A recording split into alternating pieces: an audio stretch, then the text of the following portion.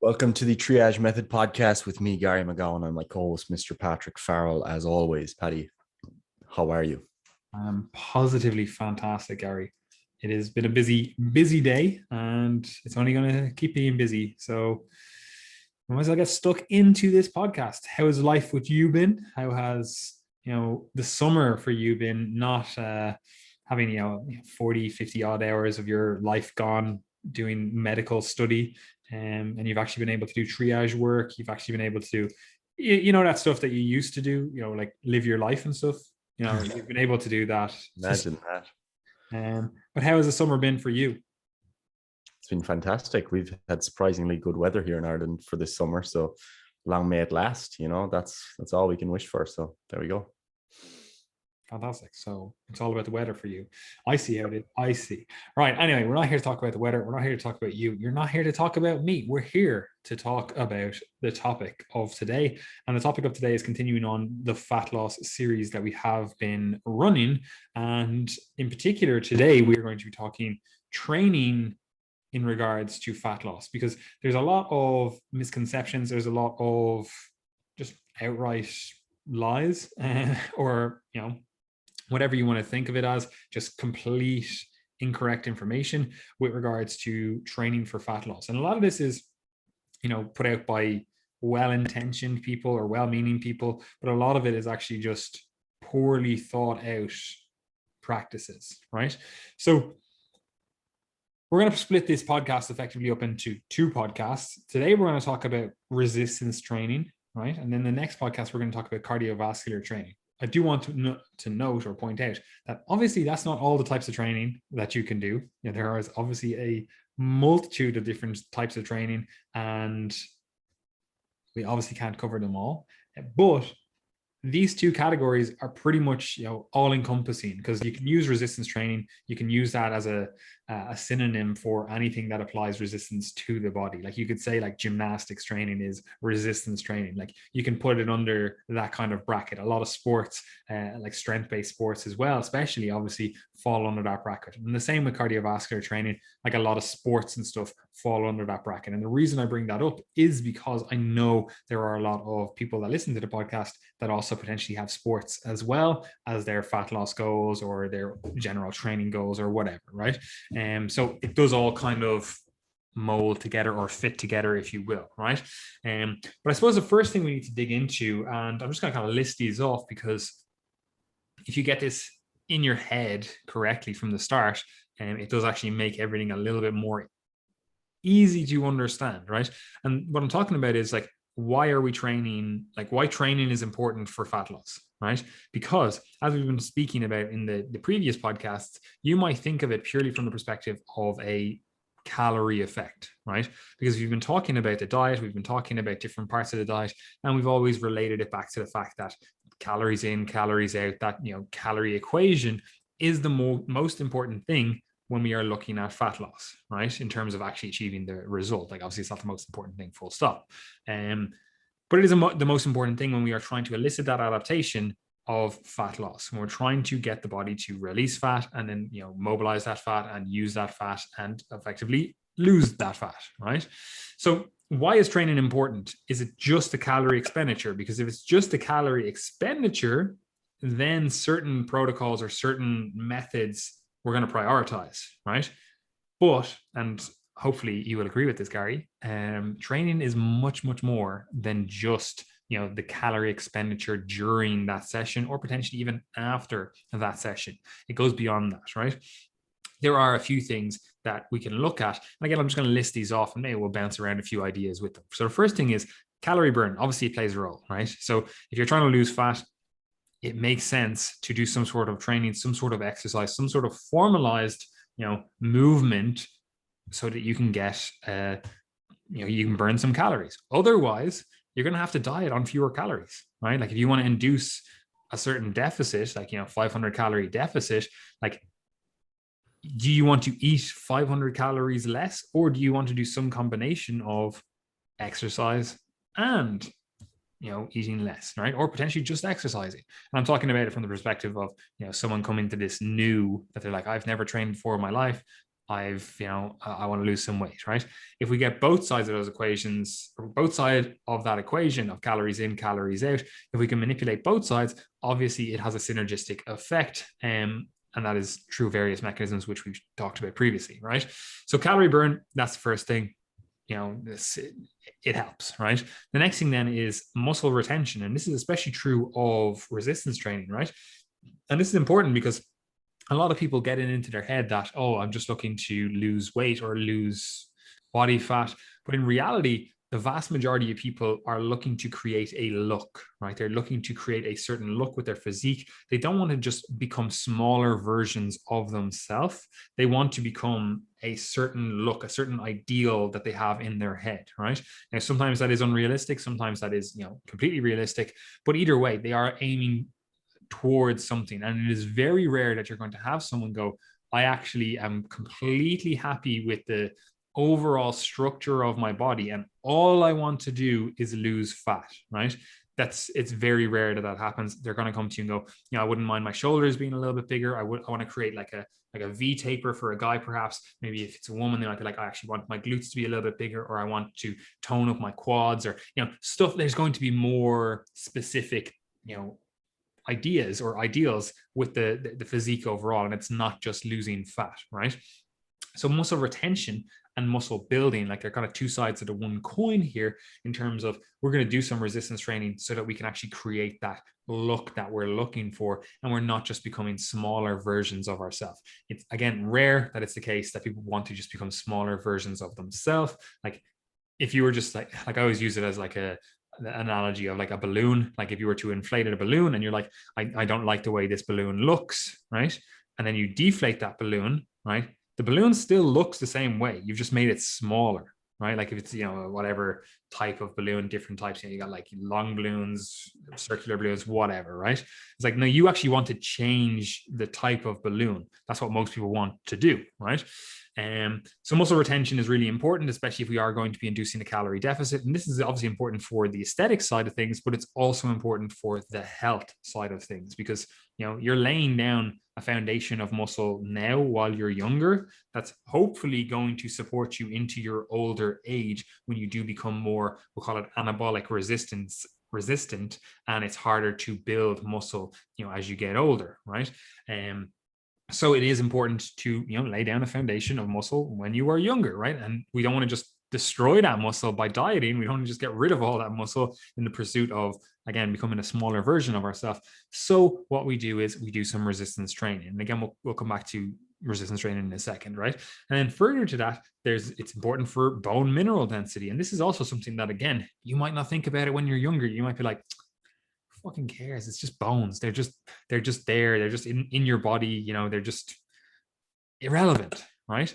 And that's just not the case, especially as you get older, because it is the bone mineral density you put down now that is going to support you as you get older, right? And that is especially the case for women when you go through menopause and you don't have that, we'll call it, helpful hand of estrogen, or potentially other sex hormones as well, helping with bone mineral density, both in terms of laying it down and then also retaining it, right? So you want to create effectively stronger bones when you're younger, so that you do have that little bit of leeway when you are older, right?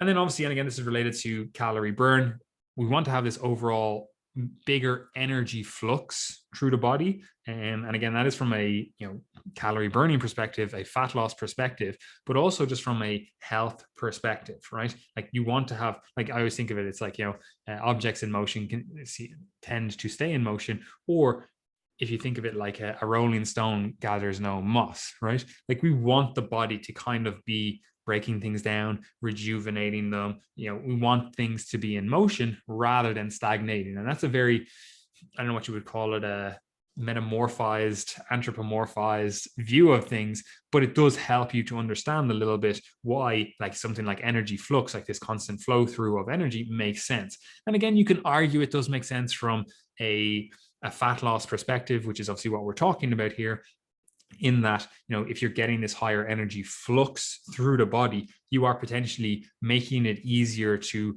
lose like stubborn body fat, right? Like you could make arguments around that. Now, whether that plays out in reality, it's hard to tell. I don't think there's ever been a study done of like, well, if someone loses 5 kilos with a combination of exercise and calorie deficit from nutrition, and then versus someone who only does it through nutrition. It's like, I don't think those studies have been done in terms of looking at whether or not stubborn body fat differences, right? But again, we can hypothesize, right? And obviously, again, from a health perspective, in the broader scheme of things, exercise is pretty fucking important, and good for the heart, good for the cardiovascular system in general, good for blood pressure management, good for a whole host of other things. But yeah, training is pretty important. Your bodies are meant to move. If you don't put that input in, you're not really going to be at your best self, right? And again, I say that knowing that people potentially can struggle to get exercise in. So I'm not saying that as an elitist, like, oh, you have to exercise or you're never going to fucking optimize your life. But in reality, that is the case. And it's unfortunate that it is the case, because if you don't like exercise, it's going to be damn hard for you to really get all of the health outcomes that you want, really be in the best position overall from multiple perspectives. But also, I don't want it to be a case of people thinking that means I have to exercise every single day, or I have to do this multiple times per day. It's like, no, the actual effective dose, it's actually pretty low once you really dive into this stuff, right? So Gary, do you have anything to add in terms of why training perhaps would be a good idea in general for a fat loss diet, with the fact that we obviously want to be healthy as well? Yeah, so I think that we can break it down into our standard 3 pillars to summarize, which is very much in line with what you said, where our first consideration is health, then performance, and then body composition. So what role does training play in the health process here during fat loss?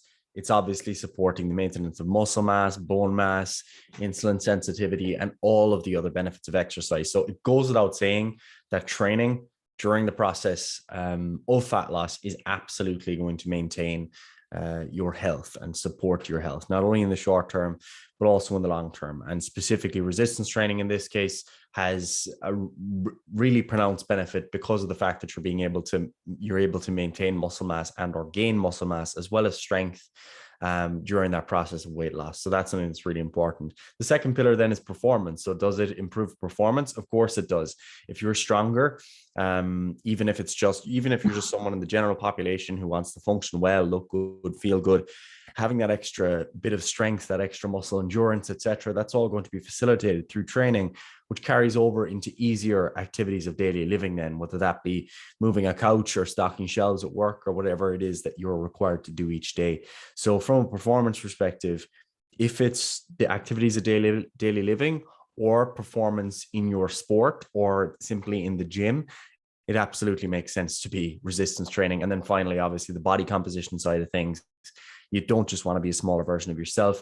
You want to have a more muscular appearance. That's what most people want, whether they know they want it or not. Because even if you're just someone who's looking to get toned, as most people are kind of looking for, the process of getting to that point where you look more toned involves weight training, because you need a bit more muscle to have that look at a given level of body fat. So from all the 3 pillars that we feel are important, I think lifting throughout the process of fat loss is more or less essential.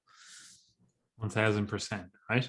So this is where we start digging into some of the common misconceptions, because if we're talking about resistance training, right, people have it in their mind that means a few different things. Like, people will categorize resistance training into like multiple categories. They overlap. Some of them talk about different names or whatever. Like, someone will say, I'm doing strength training, and they'll mean like, I don't know, like 5 reps or something. Like, especially in Ireland, if you come from like a sporting background, I don't know why, but everyone's like, oh, I do strength training and it's like 5 sets of 5, and it's like you're a GAA player, like what, like why? Why are you doing this, right?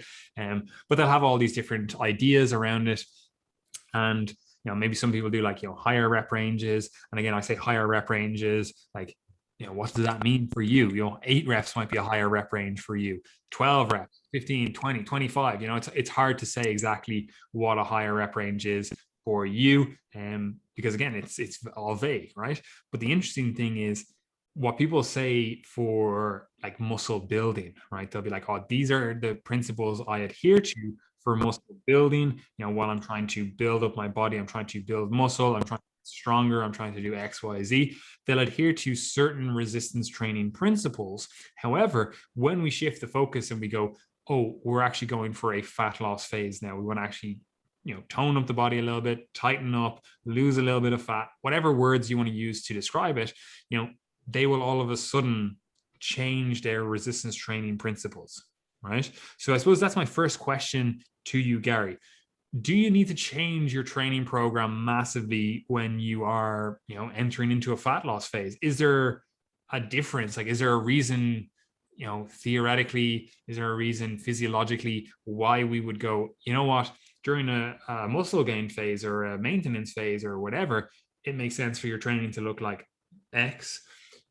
Does it make sense to, or does it make sense to then change it when we're like, oh, we need to go for fat loss? Yeah, my general perspective is no. And the reason for that goes along with a fairly common phrase, and that is, you know, that which builds muscle is that which will keep it. And if you've always been training a particular way and it's led to great gains in muscle, then that's going to be what keeps the muscle around as well during the fat loss process. And, you know, your answer to that might be, well, Gary, I wasn't thinking about it in terms of muscle maintenance. I was just thinking about it in terms of fat loss, how I can maximize my fat loss. And the reality is that you don't really want to be using your resistance training as a fat loss tool, because it's a very inefficient and fatiguing way of doing so. Because if your training is already set up in such a way that you've been training to build muscle, so let's say you're doing 5 days of weight training per week, you know, a lot of weight training, you know, you could do 6 days, twice a day, you know, really high reps, lots of sets, and burn a lot more calories. But you're also increasing your risk of under recovery, potentially injury. You mightn't be adapting to the training that you're doing. You're spending more time in the gym, et cetera, et cetera. Whereas if you were to do something like keep your weight training standardized with the aim of maintaining your muscle, and then maybe do more steps throughout the day or add in a cardio session that's lower in fatigue, that's going to allow you to burn more calories without all of that additional fatigue that comes with extra weight training. So I think your weight training should always be aimed at your primary goals. So beyond fat loss, what's the actual aim of your training? Is it to develop strength? Is it to support your sport? Is it to build muscle? And keep your training in line with that goal. That's not to say that there's no difference in energy expenditure from different weight training programs. Of course there is. And there's also a significant difference between individuals. If you can squat 300 kilos, and the definition of work from a physics perspective is the amount of force multiplied by the displacement of that load. So if you're moving a 300 kilo barbell versus a 30 kilo barbell, you're doing a lot more work, and thus your body has to use more energy to produce that work. It doesn't just come out of nowhere. You know, we're still following the laws of physics. So as a result, that means that much stronger people doing the same amount of sets are going to be burning a lot more energy when they're in the gym versus people who are really light. And that then can vary depending on how fit someone is. So if someone is super fit, they might recover from their weight training really easily. Whereas someone who is, you know, quite unfit, they might be, you know, have an elevated heart rate throughout the session and they're not recovering between sets. And that might lead them to burn more energy within the session, but we would hardly consider it to be a good thing that person is less fit and less able to tolerate their training. We know that that person is going to be less recovered after the session and more fatigued, which can then carry over into reductions in non-exercise activity beyond the gym, and also subsequent declines in performance or lack of adaptation from that training. So overall, I think it's pretty clear that if you're adopting a fat loss process with respect to both training and nutrition, your training should stay aimed at your primary training goals. It supports fat loss for sure, but it shouldn't be viewed as your most potent fat loss tool. And I would rather someone try to standardize their daily activity, get their training in to support their goals, and then keep their calories on track. And I think that's really what you need to be thinking about doing. Yeah, I couldn't agree with you more. And I always think of it like your resistance training, it's not a fat loss tool. Well, obviously it helps with fat loss, like we just discussed. Like all training is, good for fat loss to an extent, obviously, if calorie deficit is created, etc. Right? But resistance training, the goal of resistance training is to get stronger or to build muscles, or I should say, and or build muscles, because you can get stronger without potentially building muscle, right?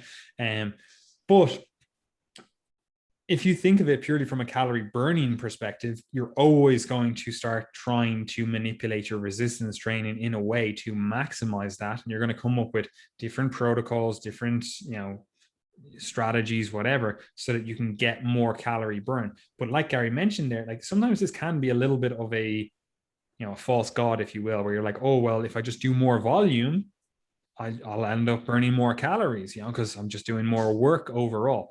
But in reality, it's like, well, like that's not necessarily true, because if you had gotten stronger throughout the process, potentially they would end up being the same. Obviously, again, huge amount of variance. It's hard to say. Like if you go from doing 1 set to 5 sets, like I don't care how fucking strong you get, like it's going to be a little bit of a difference, So it can be a little bit of a false god when you're thinking, oh, well, I'll just switch to doing higher volume because I want to get more calorie burn. Like that's not always the case. And also there is a trade-off with that, which is, maybe you don't build as much muscle, right? Because you have to do more volume and now you're not going as close to failure.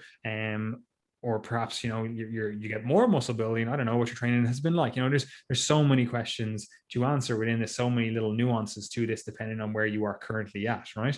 But we definitely don't want to think of resistance training as purely a calorie burn perspective, because again, it incentivizes poor resistance training practices, which usually end up not leading to the best strength outcomes or not leading to the best muscle building outcomes, right? And you've seen this before.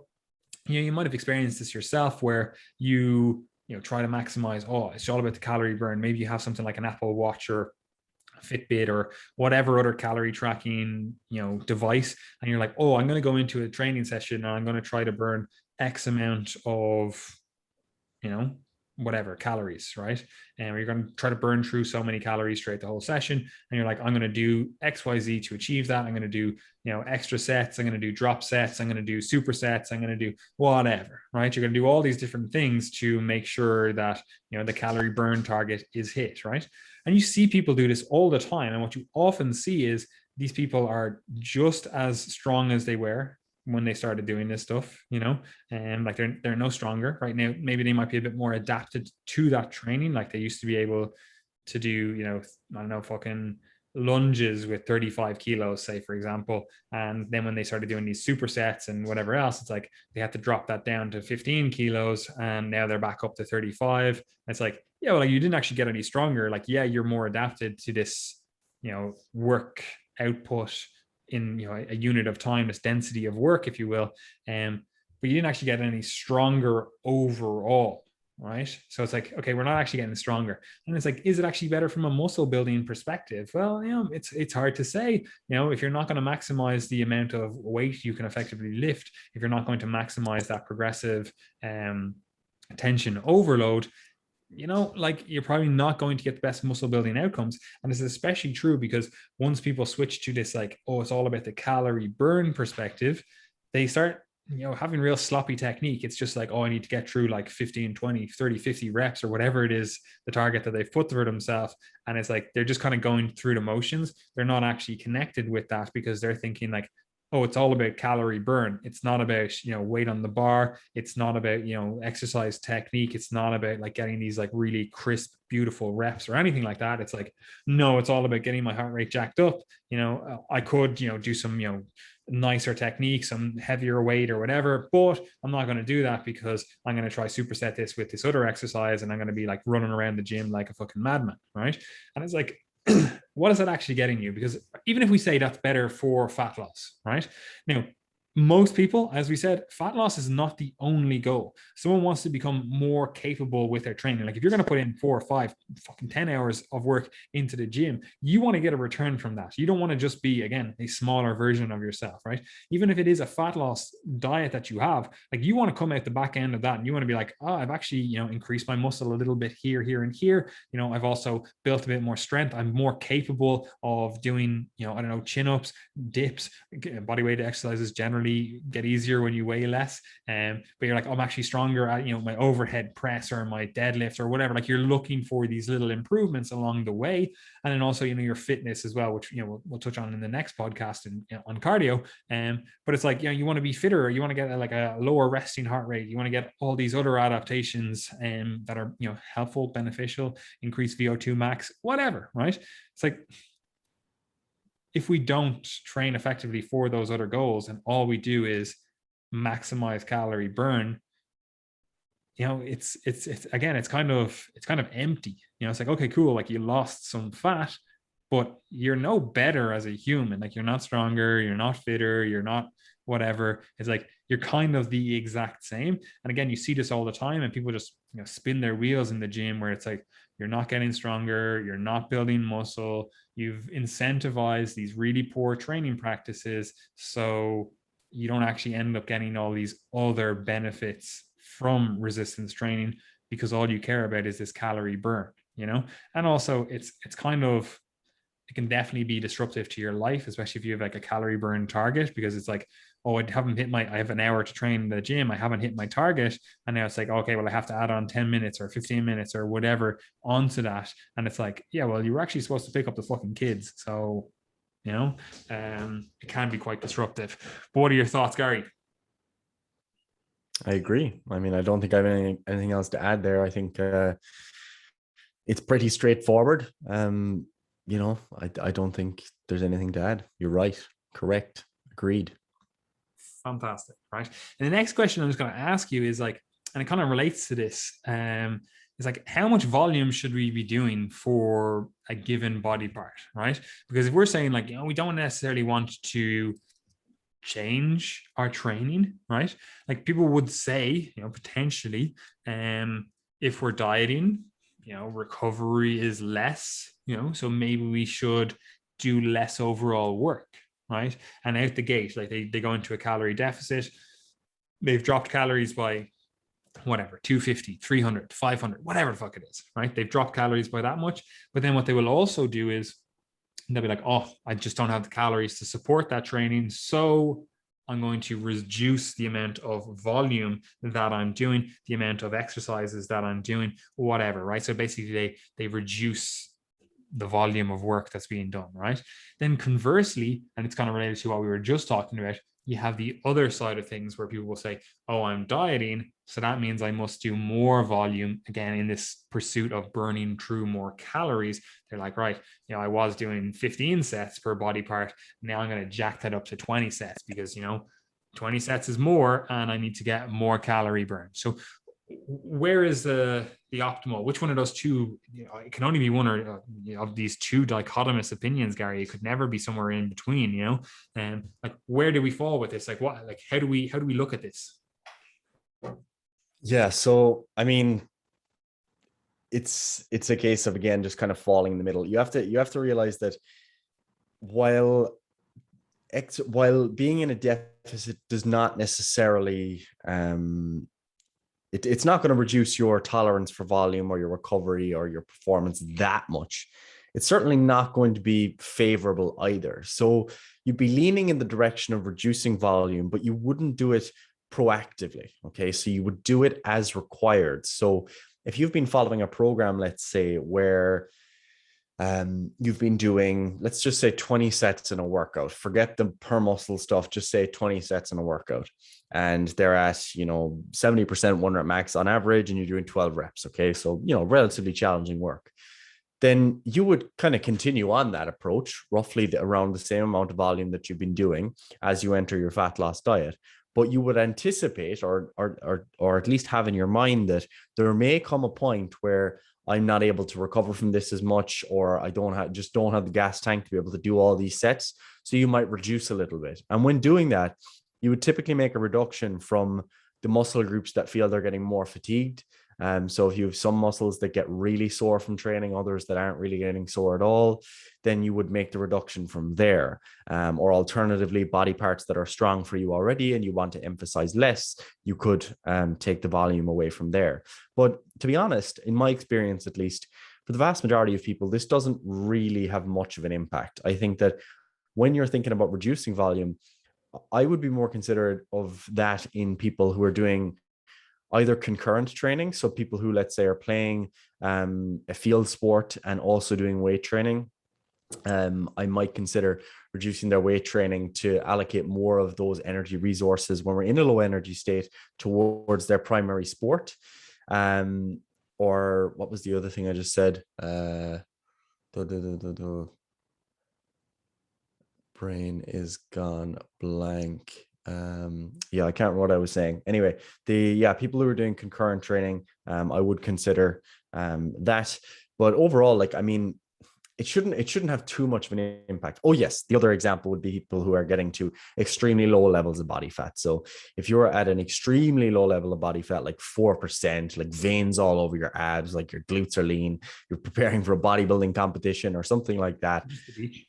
Yeah, or just the beach, just casual holiday to Kinsale, then in that case, I would also, expect that there might be some reductions in volume because of the extreme that you're taking your physiology to. But for the most part, most people are staying within a relatively healthy range when they're trying to get lean. If you're using a modest calorie deficit, it shouldn't impact you too much. And to be honest, from what I observe, most people are more focused on their overall lifestyle when they're trying to pursue fat loss. So they'll try to, be on point with their sleep a bit more. They're, paying more attention to getting their protein in and having good quality meals and preparing for the gym and getting to the gym. It just tends to be how it is, because people are, when they're bulking, or in a gaining phase, or maybe not tracking at all, other things kind of tend to slip too. You mightn't be tracking your training as much. You don't really know how many sets you're doing.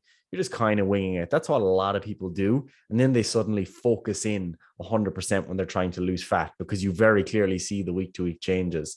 So yeah, that's another thing that happens a lot. And for that reason, some people might just be able to maintain their training quite well.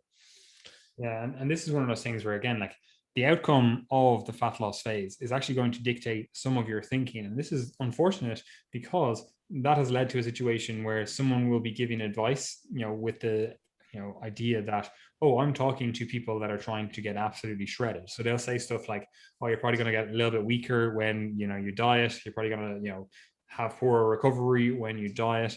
And people take that as like, oh, that's what happens when you diet, when in reality, that person that was saying that was coming from the perspective of, oh, I'm actually a competitive bodybuilder and I'm talking about, the last fucking 6 weeks, 10 weeks, whatever, before a show. And you're like, this person is talking about another person dieting who is already, sub 12% body fat. And it's like they're creeping down to like single digit body fat and then to the lower end of the range of single digit body fat. However, someone else will pick that information up and they'll be like, 25% body fat, a lot of like free energy, potential available on their body. And it's like this, it's not the same thing. It's not like, you're not going to experience the same things. Like getting from 25% body fat down to 12% body fat, it's not the same as getting from 12% to 6%, so it's like there are differences there, and that leads to a situation where the rules you apply for getting like extremely lean are different than the rules you apply for just general fat loss. Like I rarely see people, once they go into it with the right mindset, I rarely see people getting weaker or not being able to do the same amount of volume when they're dieting in a general context. Like I rarely see it. Like sometimes you might notice a little bit of a dip in recovery from, if you're doing a higher volume of training overall, like you're doing 5-6 days of training. But if someone is doing a relatively manageable training schedule, 4 or 5 days per week, it's like, for you, you're probably not going to notice a huge amount of a drop off once you do enter into a fat loss phase, right? So when we talk about like how much volume you should do, because that was obviously the original question, first of all, that's a context specific question. It really depends on what your goals are, how much you need. Like we can say, as a general rule, you want to do 10 to 20 sets per body part, per week, we could say, right? As just a general, like that's generic, that's going to lead to results. But in reality, it's like, it's incredibly hard to dial that in for you specifically, because are we talking about 20 sets that are all taken to near failure? Like that's probably going to be far more fatiguing. That's probably not going to be necessary to elicit the muscle gain, the muscle building, or the muscle retention that we want. So, if you're going to be taking everything to failure, maybe we need less sets. And then conversely, it's like if you're not going to be taking everything to failure or close to failure, you're probably going to need more sets. So it also depends on how you have structured your overall training intensity, your overall training, we'll call it style, different things like that, right? So again, it is a much broader question, and we are going to do some podcasts in the future and just like, all these different training variables, just, let's actually map everything out, right? But this is a thing where it's impossible to say. However, I would not go into a fat loss phase thinking I need to increase my volume. And I also wouldn't go into a fat loss phase thinking, oh, I need to automatically decrease my volume because I'm in a fat loss phase. I don't think either of those thought processes are, correct. I don't think they help you make better decisions. I definitely think you should listen to your own biofeedback. I definitely think you should listen to how your body is responding, but I don't think you should go in there preemptively and be like, I just started dieting, so I just dropped 250 calories out of the diet. That means I'm going to drop, training volume by 25% or whatever it is. It's like, in my mind, I'm like, that does not make sense, right? So that's that question, right? The next thing is, should you train lighter while dieting, right? Like, is that something we should do? Because you see that all the time. People will be like, okay, cool, we'll do the same amount of work in terms of, number of sets, right? But then they go, but what I'm going to do is, I was doing like, a lot of 6 to 8 reps. I was doing a lot of, 10s, maybe even as high as 12s, right? And that's what I was doing throughout the whole, rest of the year or whatever, right? But then they go, fat loss though. It's fat loss time. So 15 reps, 20 reps, 25, 30 reps. That's what we're going to do. We're going to do low to 20 rep sets, few 30 rep sets. We want to do some heavy stuff. So we'll throw in a few occasional 15 rep sets, and it's like, is that what we need to do for fat loss? Because that's obviously going to lead to an increased calorie burn because, again, we're doing more work in that session because, we're doing more volume overall. But is that correct, young Gary? No. Fantastic. Let's move on. I can elaborate if you want, but do elaborate. Yes, I will elaborate.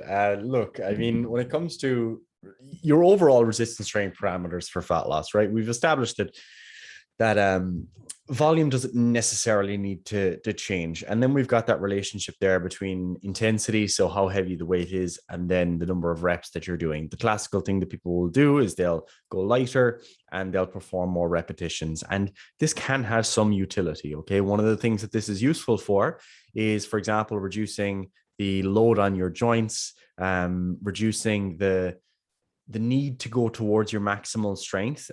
Some people find it easier to go to failure at lower intensities. But I think what we see most often in this case is that people will focus more on going lighter, higher reps, but do so for the sake of getting a pump or sweating more or feeling like they're doing more work. And this doesn't always align with their primary stated training goal of gaining muscle or strength. And sometimes people will end up actually pushing themselves less from that perspective, because all they're focusing on is how much they're sweating, how fast their heart is beating, etc., etc. I think that overall, look, you can make the case that like doing lots and lots and lots of reps is better for fat loss because you're going to end up burning more energy at some point, because if you can't squat like 4,000 kilos, right? No one's going to do 4,000 kilos by one rep. I can't anyway.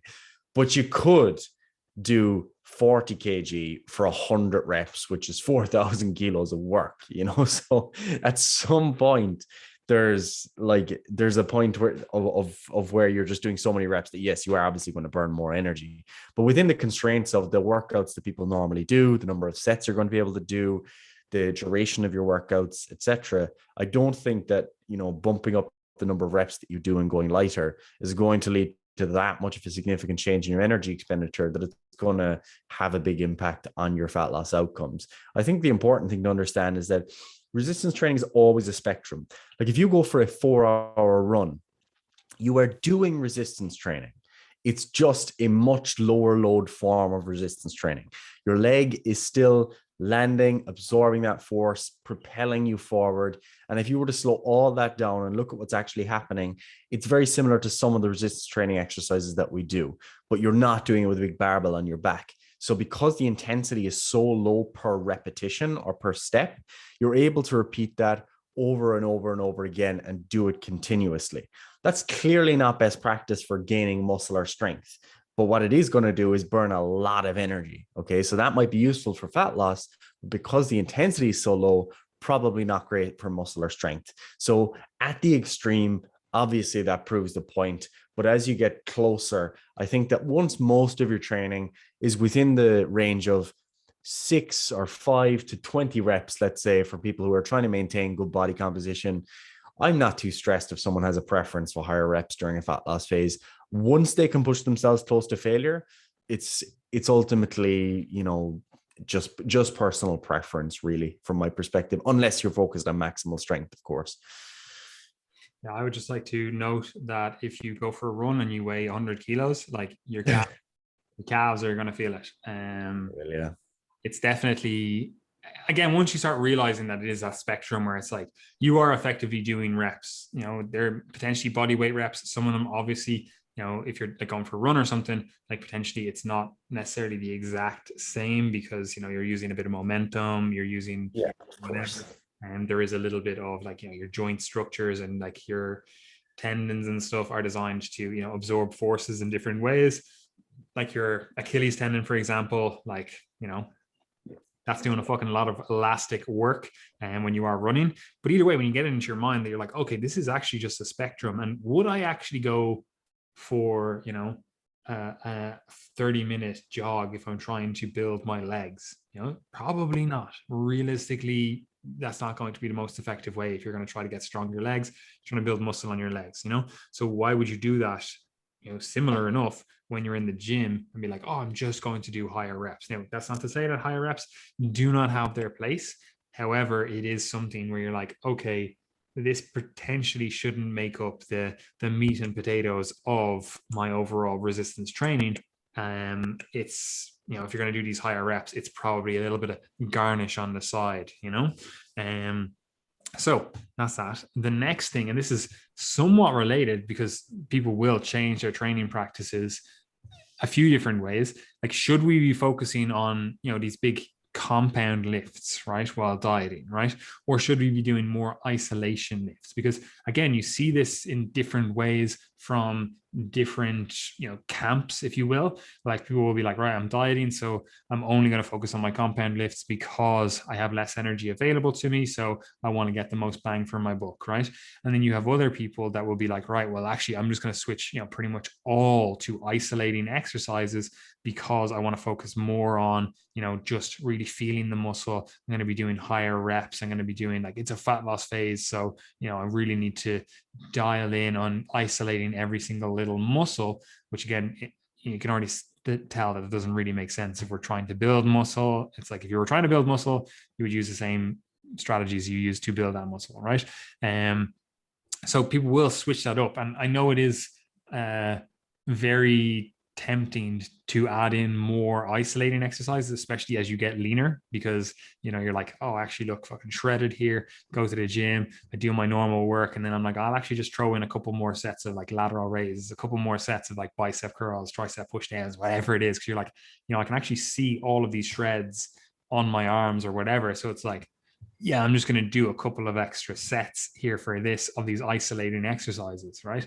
And again, it does become more and more apparent that you're like, oh, actually, I can see the shreds on my chest. What if I was only doing like cable flies or something? I can get a really good pump with that. So they start focusing on that kind of stuff rather than, again, the heavier stuff, right?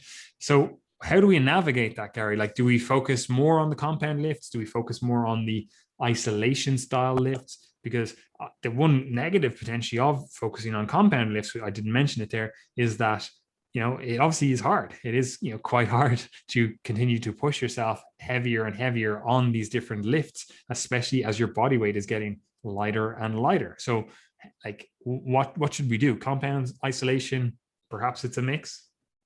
Yes, perhaps it is a mix. That's what I would be aiming for, is a mix. And again, um, similar principles to what you would be using when trying to pursue muscle gain. You know, you probably have a few so-called compound exercises and you have a few so-called isolation exercises. And I mean, some people do like to back off the compound movements a bit because they might get the most joy out of those when they're progressing their loads, and they don't like to see them go down or not progress at the same rate.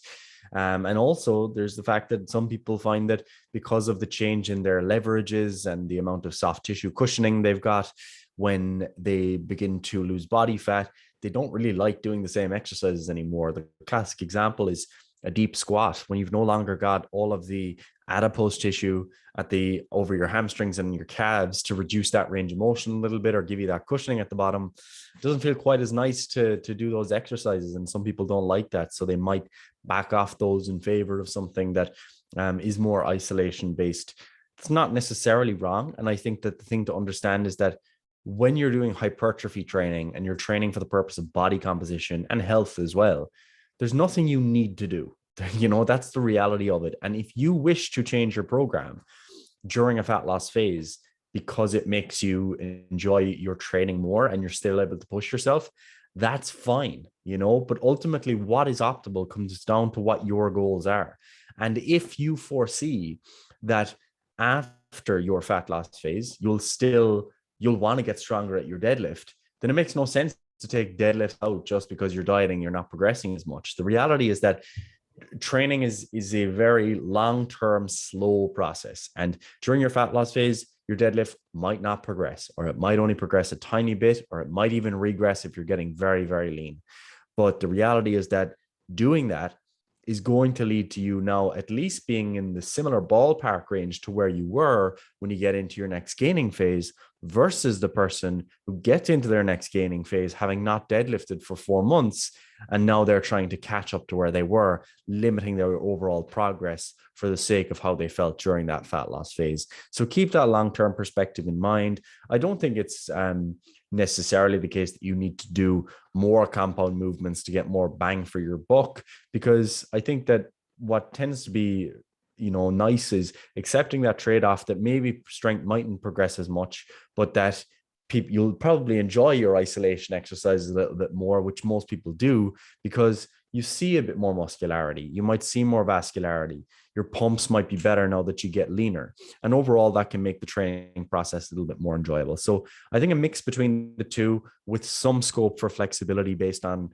personal preference and also long-term goals. That would be my perspective anyway. Couldn't agree with you more. And I think, again, it is that kind of mix between the two that is going to be ideal. And that's the same for when you are building muscle as well. Like, you don't want to just purely focus on, you know, compound exercises, never focusing on isolation work, and vice versa. You don't want to only focus on isolation work and never focus on these more compound lifts. Like, you do want to do the mix of the two of those. You want to, you know, effectively create an all-encompassing program. It's not just, oh, I only do, you know, heavy lifts, right? That's, you're going to run into problems with that approach. And the same again, if you're like, I only ever do isolating exercises that are only dialed into like one specific muscle. It's like, you know, the body is meant to work in some sort of like synergy. It is meant to work as a whole, a unit, not just like the sum of its parts, right? So I think, again, a mix, it just makes sense, right? Now, what proportion? Again, it depends on your goals. It depends on what makes sense for you. Depends on, like, are you trying to be stronger overall? Are you trying to get better at certain lifts? Like, maybe you're a power lifter who wants to get, you know, lose some fat. Obviously, it makes sense to do your competition lifts, so your compound lifts. If you're someone that, again, is like, oh, I actually really want, like you said, I want to get stronger at XYZ, it's like, okay, well, it makes sense to keep them in it rather than just being like, oh, well, like, I'll just, you know, get back to them after the fat loss phase, right? And one of the things that you do need to do when you are, especially keeping compound movements in the workout, is that you do need to go in with the mindset that you're still trying to progress. You're not just going in to tick the box of like, oh, I did my lift, I got the reps, I got the same weight. Like, you don't want to just spend 4 months or however long you're dieting and be like, I did the exact same weight throughout. Now that might happen because, you're at the higher end of your genetic potential for this lift, or, your current genetic potential anyway for this lift. And you're like, all right, I'm maintaining it would be good, right? If that's the case, happy days. But for most people, it's just not the case. You're nowhere near your actual potential for that lift. And as a result, you can still be improving throughout the whole dieting phase. You just need to go in with the right mindset rather than thinking like, oh, just, tick the box. You need to go in with that kind of attack mindset of like, let's get this done, right? Which does bring me to the next question, Gary. Are you going to get weaker when you diet? Is it just a foregone conclusion? Are you like, is that just something that we have to deal with? Is that just, you're going to get weaker, bro. Sorry, you just drop calories, strength gone. Absolutely not. I think that for most of my clients, and maybe I'm just a wizard, of course, most people gain strength. Most people gain strength during dieting. And that's often because when someone begins the process of dieting, they try to dial everything in. They're a bit more focused on their pre-workout nutrition. They're focused on tracking their training. They're focused on having their pre-workout, their coffee, their hydration. Everything's on point. And as a result, there's some extra things that we've got in the tank that we mightn't have had before because we're so focused right now. But also, there's a case that like, there's not really much of a reason that you would have to lose strength. Like, yes, you're in an energy deficit. Yes, you don't have as much to allocate to performance and recovery. But when it comes to maximal strength, we wouldn't expect that to drop off significantly unless you're losing very significant amounts of weight. Like if you're losing 20 kilos, your body, proportions have totally changed and everything now, and the exercise feels different, that's fine. But most people, they might come to us and they're like, right, I want to lose 10 pounds. Okay. So 4 to 5 kilos, let's say. If we lose that over the course of 8 to 12 weeks, that's a very reasonable rate of fat loss. It's not that significant overall. Wouldn't expect them, unless they're getting super lean, to be in a position where their physiology is going to have, severe repercussions. Their hormones are going to be tanked. Their energy levels are crap. Their libido's gone. I wouldn't expect any of that to be a major issue for that type of individual. And thus, I wouldn't expect strength to be something that is going to drop. It does sometimes, and it might slow down its rate of progress. But in the vast majority of cases, I expect people to gain strength. And that is especially the case if you're still early on in your training career, and or if you are just beginning to manage your overall training and nutrition a bit better. The reality is that most people have lots of scope for improvement with how they put together their training, how they actually program over the long term. And if you're not already exploiting all of those things that could potentially be contributing to your strength, then I absolutely would expect you to have strength gains in the tank, even if you are in an energy deficit. I couldn't agree with you more. Like I always find, even just personally, like anecdotally, that I continue getting stronger even when dieting. I actually prefer getting stronger while dieting. Like I find that dieting really helps the strength gaining process because, again, like you said, everything's dialed in. I'm pretty dialed in most of the time, but again, like with fat loss, you are that little, even if it's 5% extra dialed in, it's like, it helps, right? But also stuff like, losing weight helps with your sleep generally, right? Because, you get better, deeper sleep. You're not getting like any like sleep apnea, even if you don't actually have truly sleep apnea, like, weighing less does actually help improve your sleep. Now, obviously there's a caveat to there, because if you are in a fucking 2000 calorie deficit, like you're just eating nothing, sleep's probably going to be negatively impacted. And then obviously, as you get into those leaner and leaner stages, there is the potential for a sleep disruption there as well. But I know even like yourself, Gary, like when you're dieting, like your metabolic rate kind of slows down a little bit, so you're not like pumping out sweat at night, and your sleep is much deeper, so stuff like that. It's like, oh, your recovery is actually better by virtue of dieting, by virtue of trying to lose fat. So it's like there are other things working in your favor. And again, this is just one of those carryovers where if you are a competitive bodybuilder, especially a natural one, you are probably going to get weaker. You are probably going to feel, pretty crappy as you get leaner and leaner, right? But we're talking about going from 12% down to like 6% or something, right? Like you're not going to feel those same things going from 18% down to 10%, right? Like you're not going to feel as bad. Well, there are obviously going to be diet adaptations, and there are obviously going to be some potential negative feelings around dieting, like you're not getting to eat as much food and stuff. And it's not the same. It's simply not the same as having to get down to ridiculously low levels of body fat, right? And this is also especially the case when we talk about, enhanced bodybuilding, because, by the time they're getting down to those levels of body fat, they're also on copious amounts of fucking drugs, right? And you might be thinking, oh, well, that'll obviously help you. But that's not always the case, because some of the drugs, they're making them, they feel like crap going into the gym. They're not able to eat as much, which you might be like, that's great from a fat loss perspective, but it's throwing off like this kind of gastrointestinal upset. So they're like, oh, I don't have the motivation, if you will, to kind of push it hard in the gym, right? And obviously, again, they're fucking ridiculously shredded. So like it doesn't exactly lend itself to wanting to push yourself in the gym or potentially maintaining even the strength that you have built, right? But again, even if you see enhanced bodybuilders, they will still be trying to maintain as much strength as possible, as long as possible into that diet. So we don't want to get weaker. We want to try to stay as strong. Like getting weaker is never the objective. So don't go in with the mindset of I'm going to get weaker.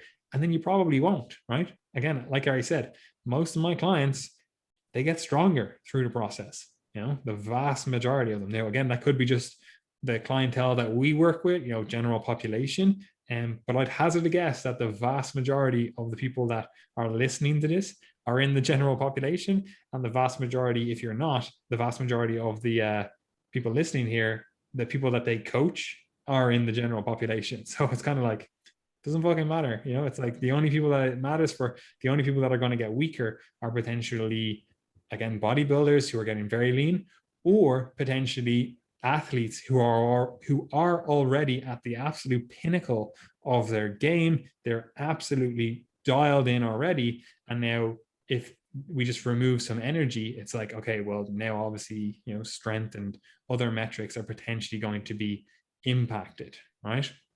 So that is something to be aware of. Do you have anything else to add to that, Gary? No, that's good with me. Fantastic, right? Another question I have here, well, I've effectively two more, and this second last one is, should you do more training sessions to burn more calories, right?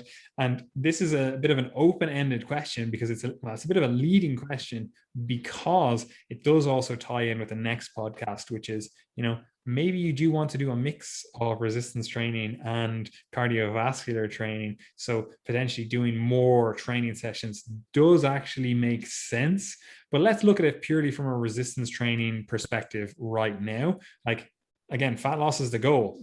We were doing 4 sessions per week. Do we just bump that up to 6 sessions per week? Does that make sense? Yeah, I mean, you could. One thing that actually would be useful in that case, and that I think you can make the case for, is, let's say you're keeping your overall volume from the 4 days the same, but you decide to have shorter sessions so that they're not as fatiguing per session, but you spread it out across 6 days. That's actually quite a nice option. And for people who have the time, and I know a number of bodybuilders who do this, if you can do like 2 workouts a day without like increasing your overall volume, like you take the workout that you're doing already, let's say it's 75 minutes in duration, and you do 40 minutes in the morning, 40 minutes in the evening. That's actually something that can work super well, because you're able to maintain your focus on each component of the workout. Because what can happen, especially when you're dieting, is that because the gas tank is a little bit lower, you might be really focused for the first 2-3 exercises, but then the rest of the session is just a chore. And that means you're not getting those same benefits out of the end of that session.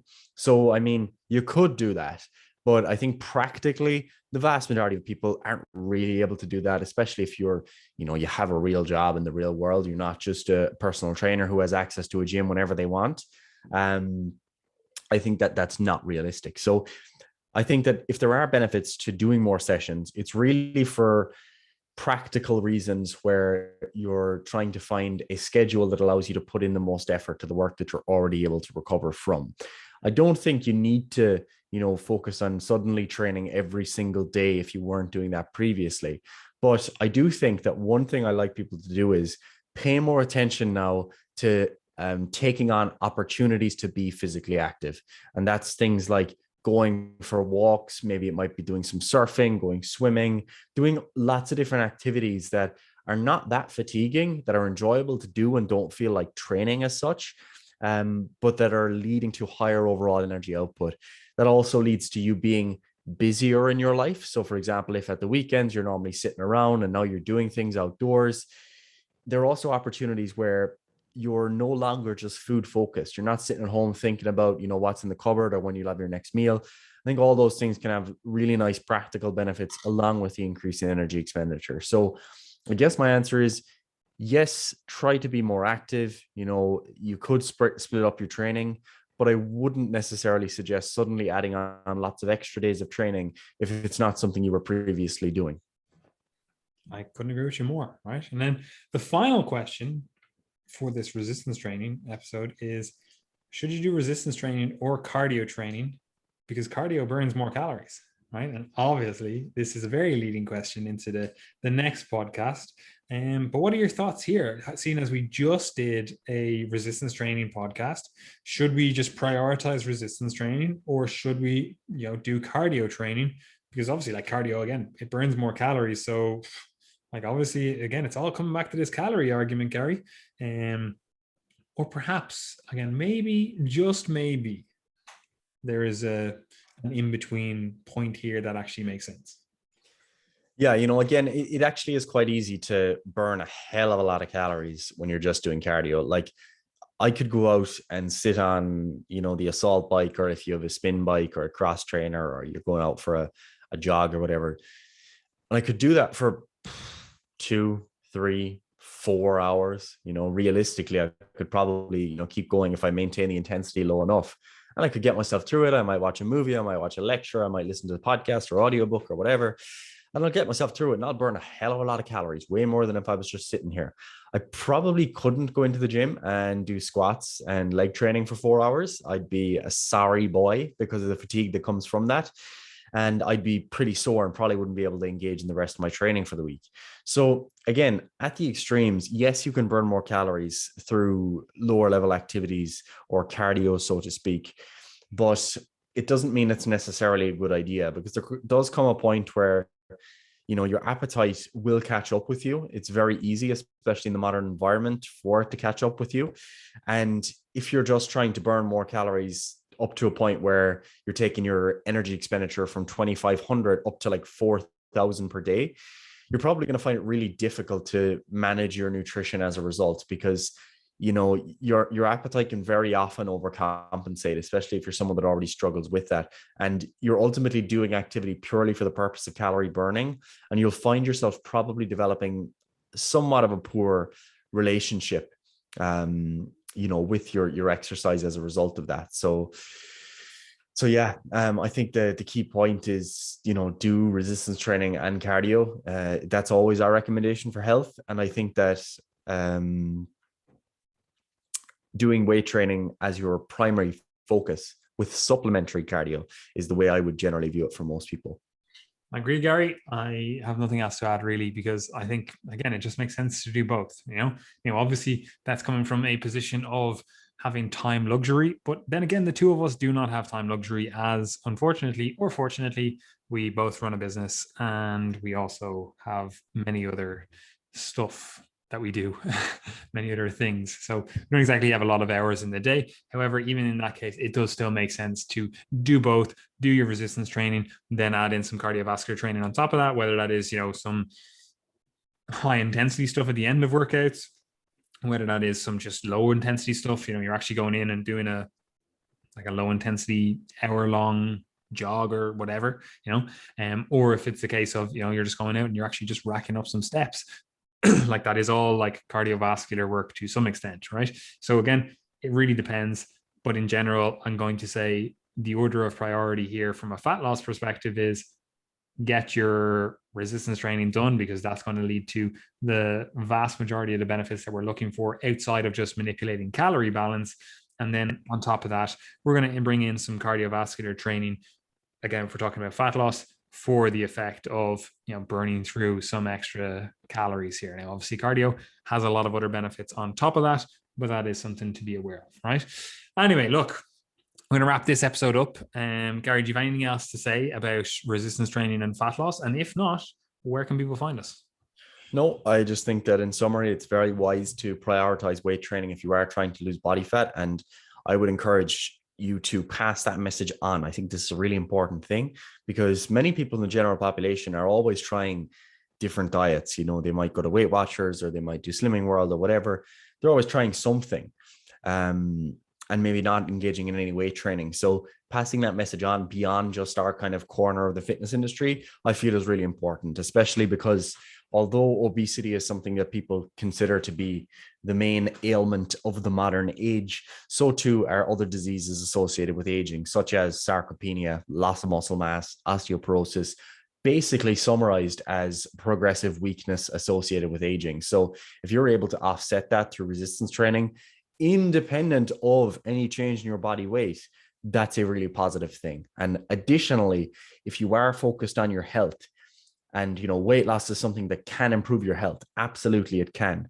But independent of that change in weight training can also improve your health and also improve how good you look, how good you feel, and what you can do with your body. And I think that's something that's really powerful. So in summary, lift weights. There you go. That's it. And if you'd like to hear more from us, you'd like to work with us, you can get in touch and work with one of our coaches here at the Triage coaching team. We offer full coaching with training and nutrition, or you can opt for the nutrition only option if you're someone who just needs to get your nutrition in order, improve your relationship with food, fuel your training to the maximal ability, whichever you're trying to achieve. We can hopefully try to facilitate that. So get in touch. Links below, as always. You can, visit the description box. There you'll find our newsletter. You'll find links to our Facebook groups. You'll find links to the podcast, our social media, etc. And recommend getting involved with all of those various avenues of keeping up with our content. And of course, if you enjoy the podcast, do share it, pop it on your story, tell someone about it. You might know someone who's trying to lose body fat, and you can tell them that, oh, these Triage guys, they've just done a full fat loss series. Listen to it on your commute to work, double speed, and you'll learn a lot. So get on it. I would argue triple speed, but anyway, that's, semantics here. I talk pretty fast. I'm from Kerry, so. That's fair enough. I do as well, but that's because I have ADHD. But anyway, yeah, I have nothing else to say. Engage with our content, share it, do all that lovely stuff. There is a lot of stuff behind, in the works, whatever that saying is, in the works. I don't know, whatever. So get involved, because there's a lot more coming forward in the next few days, weeks, months, and years, right? So you want to be those people that say like, oh, I've been following you since day one, right? You don't have that opportunity right now if you haven't been following, but at least get in before the crowds. You know what I'm saying? Anyway, I have nothing else to say. Enjoy yourself, enjoy the week, and again, it does help us when you share and do all that fun stuff that everyone asks for on a podcast. Anyway, look, we'll catch you in the next one.